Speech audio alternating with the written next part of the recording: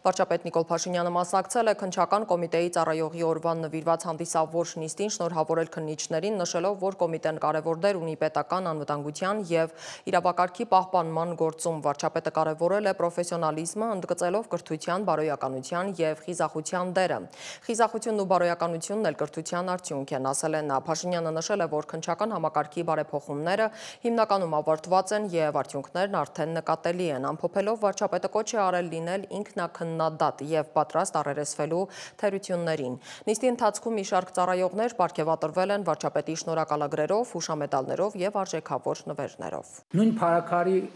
դեպքերը, փառաքար խոշորացված համայնքի ղեկավարի սպանության դեպքը։ Առաջին հարցն է նա, այն որ առնվազն բացահայտում տեղի ունեցավ և տեղի է ունենում քննություն, և ես հույս ունեմ, որ քննության արդյունքներով ոչ մի հարցի պատասխան բաց չի մնա և համոզված եմ, որ առավելագույնն է արվում դրա համար, բայց այնուամենայնիվ մենք պետք է վերադառնանք, ինչը ինչ ենք արել, որտեղ է բաց թողումը, ինչ պետք է այլ կերպ լիներ, որ այդ ամեն ինչը տեղի չունենա, որովհետև ընդհանրապես Հայաստանում հանցավորության մակարդակը այդ շատ լուրջ խնդիր է, առավել ևս բռնությամբ կատարված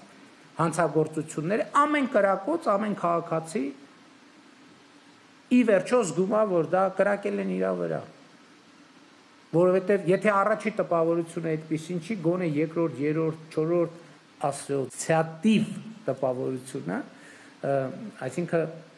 տենց զուգահեռ լինելու է, որ իր վրա են կրակել։ Եվ հետևաբար այս հարցերը շատ կարևոր են, որ նաև իրավապահ համակարգը կարողանա վերլուծել